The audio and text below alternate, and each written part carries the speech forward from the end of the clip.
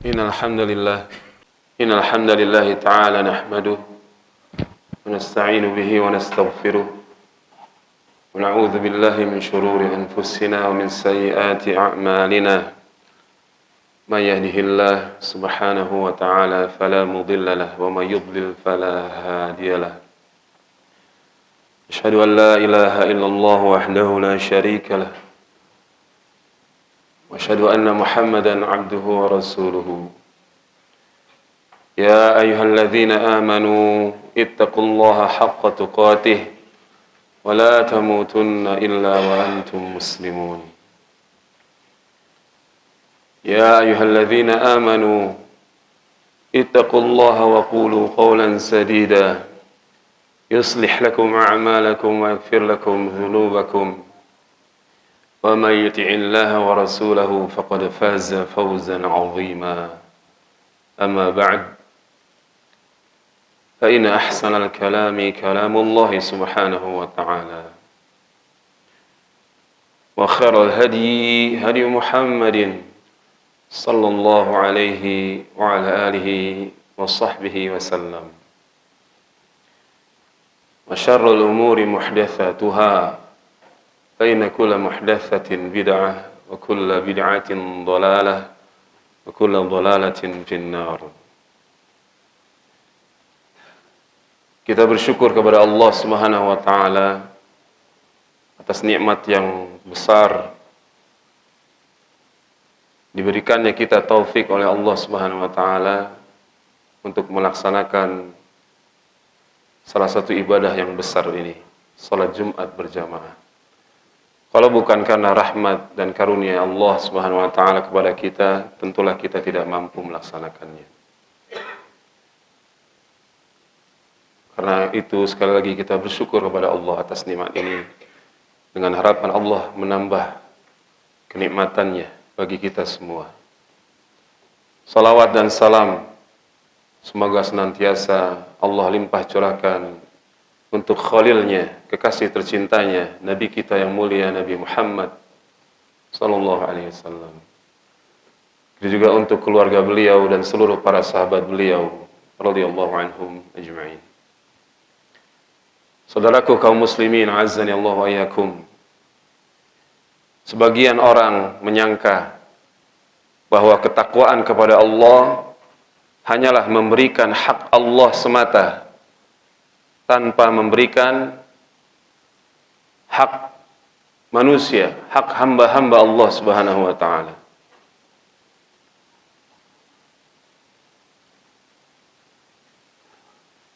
Oleh karena itu ada sebagian orang yang secara zahir dia adalah orang yang taat kepada Allah. Dia senantiasa melaksanakan salat, bahkan salat 5 waktu berjamaah. Bahkan dia suka salat malam. Dia suka puasa sunnah. Dia banyak bersedekah. Namun akhlaknya atau sebagian akhlaknya tidak sesuai dengan apa yang diajarkan oleh Rasulullah sallallahu alaihi wasallam. Dan kita sering mendengar orang-orang mengatakan terkait orang-orang yang tidak memperhatikan hak hamba-hamba Allah. Orang-orang yang suka melakukan pelanggaran terhadap hak hamba-hamba Allah. Banyak orang yang mengatakan terkait orang seperti ini, orang yang dia rajin ibadah tapi akhlaknya buruk. Dikatakan bahwa percuma saja salat, puasa, namun akhlaknya buruk. Masih menyakiti kaum muslimin dengan lisannya. Tidak amanah ketika diberi amanah, bahkan berkhianat. Masih berkata-kata kotor, melakukan ghibah, menggunjing saudaranya, dan lain-lain sebagainya. Maka dikatakan oleh orang-orang, percuma saja salatnya, percuma saja puasanya. Apakah perkataan ini ada benarnya? Maka jawabnya iya, ada benarnya.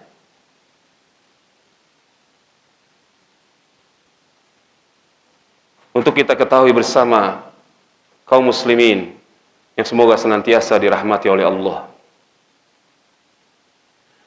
bahwa akhlak yang buruk akan merusak amalan-amalan soleh seseorang. Sungguh Nabi kita yang mulia sallallahu alaihi wasallam pernah bersabda, "Wa inna su'al khuluqi yufsidul amala kama yufsidul khallul asala." Dan sesungguhnya akhlak yang buruk akan merusak amalan sebagaimana cuka merusak madu.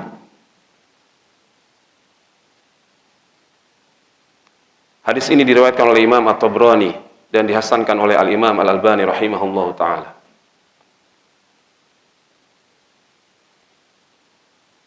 Dan di antara dalilnya juga bahwa boleh jadi orang itu ibadah tapi dia celaka. Allah berfirman, "Fawailul lil musallin alladzina hum an salatihim sahun." Celakalah orang-orang yang salat, yaitu mereka yang lalai dalam salatnya, tidak memenuhi rukun-rukun salat, tidak khusyuk dalam salatnya. Dia salat tapi pikirannya kemana-mana, tidak berusaha menghadirkan hatinya, tidak berusaha menghadirkan rasa takut di hadapan Allah Rabbul Alamin.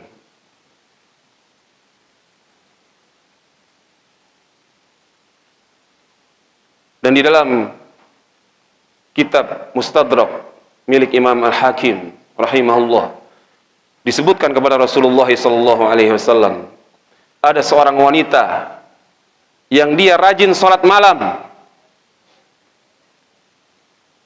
rajin berpuasa di siang hari, bahkan dia dermawan. Akan tetapi perempuan ini suka menyakiti tetangganya dengan lisannya, suka mengganggu tetangganya dengan lisannya. Apa kata Nabi SAW tentang perempuan seperti ini? La khaira fiha hiya finnar. Tidak ada kebaikan padanya. Perempuan itu di dalam neraka. Inilah orang-orang yang dia memperhatikan hak Allah, dia menunaikan hak Allah, memberikan hak Allah, tapi tidak memberikan hak-hak para hamba Allah. Bermuamalah dengan buruk dengan hamba-hamba Allah, melakukan kezoliman, padahal kezoliman itu adalah sesuatu yang menakutkan, karena Nabi SAW pernah bersabda, "Az-zulmu dzulumatun yaumal qiyamah." Kezoliman itu adalah kegelapan-kegelapan kelak pada hari kiamat. Waliyadzubillah. Oleh karena itu kaum muslimin, hendaklah kita bersungguh-sungguh berusaha memperbaiki akhlak kita. Dan kita akan menyebutkan beberapa keutamaan akhlak yang baik di dalam agama kita. Yang pertama adalah firman Allah Subhanahu wa taala. Ketika Allah berfirman kepada nabinya yang mulia, "Wa innaka la'ala khuluqin 'azim." Dan sesungguhnya engkau wahai Rasul benar-benar berbudi pekerti, berakhlak dengan akhlak yang agung. Allah memuji akhlak Nabi Muhammad SAW, yang mana akhlak beliau adalah Al-Quran. Tidak ada satupun kebaikan yang diperintahkan Al-Quran, melainkan beliau Nabi Muhammad pasti melaksanakannya. Tidak ada satupun keburukan yang Al-Quran melarangnya, memerintahkan agar menjauhinya. Pasti Nabi kita yang mulia Muhammad SAW adalah orang yang paling menjauhinya. Inilah akhlak beliau. Sebagaimana disebutkan oleh Ibunda Aisyah ketika ditanya, bagaimana akhlak Rasulullah? Beliau Ibunda Aisyah menjawab, akhlak Nabi Muhammad adalah Al-Quran. Itu keutamaan yang pertama. bahwa kita diperintahkan oleh Allah untuk mengikuti beliau Nabi Muhammad sallallahu alaihi wasallam. Laqad kana lakum fi Rasulillahi uswatun hasanah.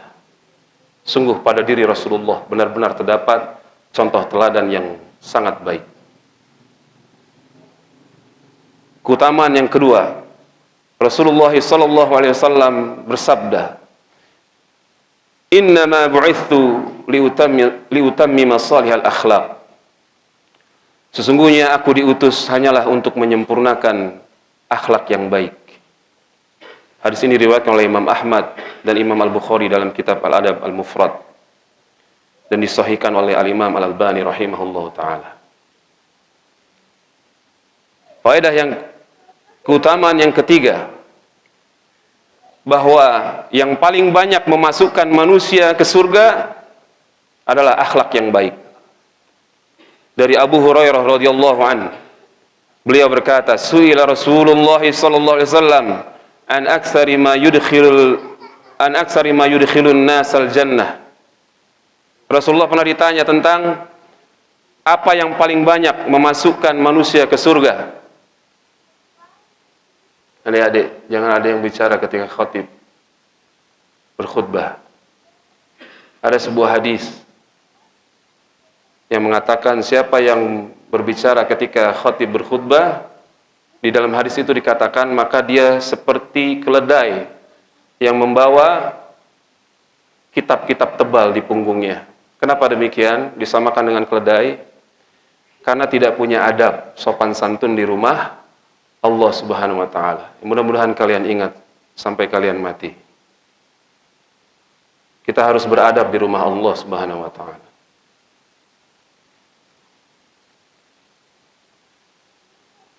Kita kembali ke hadis Nabi sallallahu alaihi wasallam. Jadi beliau pernah ditanya tentang sesuatu yang paling banyak memasukkan manusia ke surga. Faqala sallallahu alaihi wasallam, taqwallah wa husnul khuluq. Yang paling banyak memasukkan manusia ke surga adalah takwa kepada Allah dan akhlak yang baik.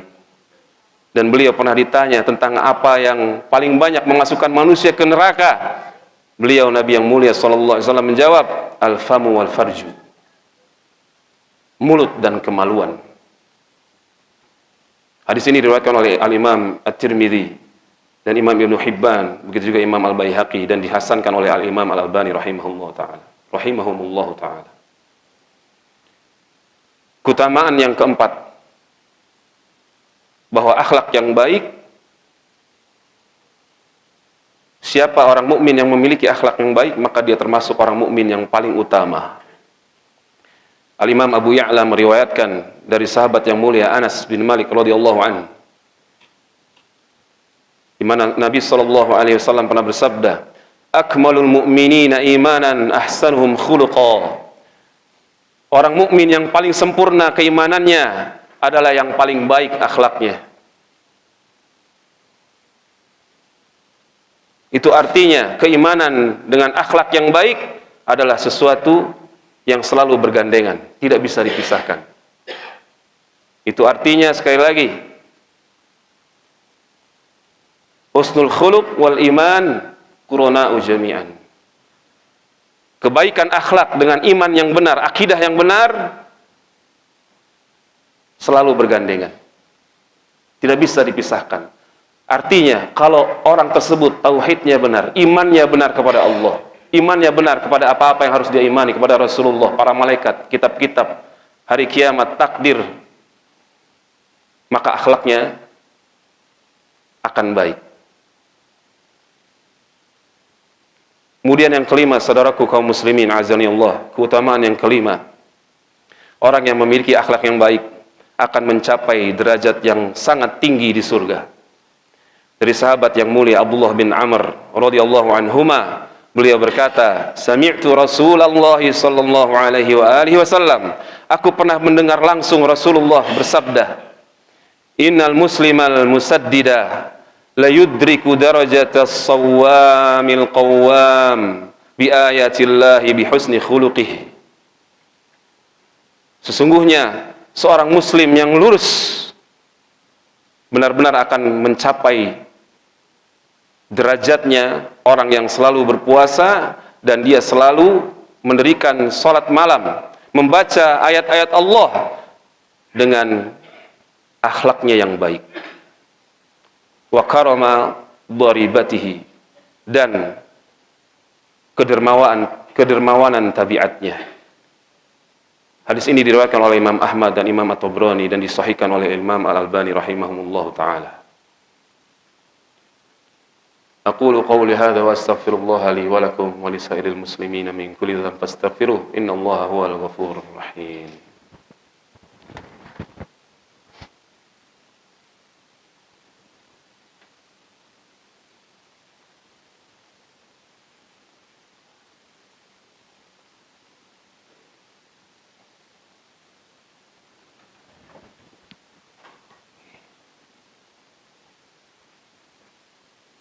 Alhamdulillah hamdan katsiran thayyiban mubarakan fihi kama yuhibbu rabbuna wa yarda. Wassalatu wassalamu ala asyrafil anbiya wa imamil mursalin nabiyyina Muhammadin wa ala alihi wa sahbihi ajma'in. Kemudian saudaraku kaum muslimin azani Allah wa iyyakum, pada khutbah yang kedua ini perlu kita mengetahui cara-cara memperbaiki akhlak kita.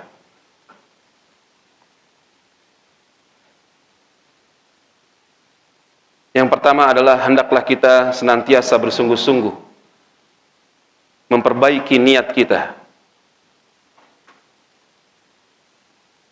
untuk memperbaiki akhlak kita. Yang kedua adalah hendaklah dia selalu berdoa kepada Allah Subhanahu wa taala. Karena Nabi sallallahu alaihi wasallam pernah ditanya, "Fama khairu ma u'tiyal insanu?" Wahai Rasulullah, pemberian apa yang terbaik yang diberikan kepada seseorang? Nabi kita yang mulia sallallahu alaihi wasallam menjawab, khuluqun hasanun. Kebaikan terbaik yang diberikan kepada seorang adalah akhlak yang baik. Dan akhlak yang baik itu tidak bisa kecuali diberikan oleh Allah Subhanahu wa taala. Maka hendaklah kita memperbanyak doa, meminta akhlak yang baik. Dan adalah di antara doa yang paling banyak Rasulullah sallallahu alaihi wasallam ucapkan, paling banyak beliau ucapkan dalam doa beliau, di antaranya, Allahumma ahsanta khalqi fa ahsin khuluqi. Ya Allah, Engkau telah membaguskan penciptaanku, maka baguskanlah akhlakku. Sering-seringlah kita berdoa seperti ini, dengan tulus ikhlas kepada Allah Subhanahu wa taala. Maka mudah-mudahan Allah memperbaiki akhlak kita semua. Itu yang kedua. Yang ketiga, hendaklah dia sangat bersemangat untuk mempelajari akhlak yang diajarkan oleh Rasulullah sallallahu alaihi wasallam. Untuk mempelajari adab-adab Islamiyah yang diambil dari Rasulullah sallallahu alaihi wasallam. Hendaklah dia bersabar terus duduk di majelis-majelis ilmu yang mengajarkan akhlak yang mulia dan adab-adab yang terpuji. Yang keempat, setelah dia mengetahuinya, hendaklah dia berusaha sungguh-sungguh mengamalkan ilmu yang telah Allah berikan kepadanya. Karena ilmu tanpa amal, orang tersebut seperti Yahudi. Dan sebaliknya, orang yang beramal tanpa ilmu, orang tersebut persis dengan Nasrani. Waliyadzubillah. Semoga Allah memberikan keafiatan dan keselamatan kepada kita semua. Semoga Allah Subhanahu wa taala senantiasa memperbaiki akhlak kita kepada Allah, kepada Rasulnya, dan kepada para hamba-hamba Allah Subhanahu wa taala. Allahumma salli ala Muhammad wa ala ali Muhammad kama sallaita ala ali Ibrahim innaka Hamidum Majid. Wa barik ala Muhammad wa ala ali Muhammad kama barakta ala ali Ibrahim innaka Hamidum Majid. Allahumma ighfir lana wa liwalidina al-muslimin warhamhum kama rabbawna shighara. واغفر للمؤمنين والمؤمنات والمسلمين والمسلمات الأحياء منهم والأموات إنك غفور رحيم اللهم ربنا هب لنا من أزواجنا وذرياتنا قرة أعين واجعلنا للمتقين إماما اللهم ربنا ظلمنا أنفسنا وإن لم تغفر لنا وترحمنا لنكونن من الخاسرين اللهم أحسنت خلقنا فأحسن خلقنا اللهم ربنا آتنا في الدنيا حسنة وفي الآخرة حسنة وقنا عذاب النار اللهم ربنا تقبل منا إنك أنت السميع العليم وصل اللهم على نبينا محمد وعلى آله وصحبه أجمعين وآخر دعوانا أن الحمد لله رب العالمين كما الصلاة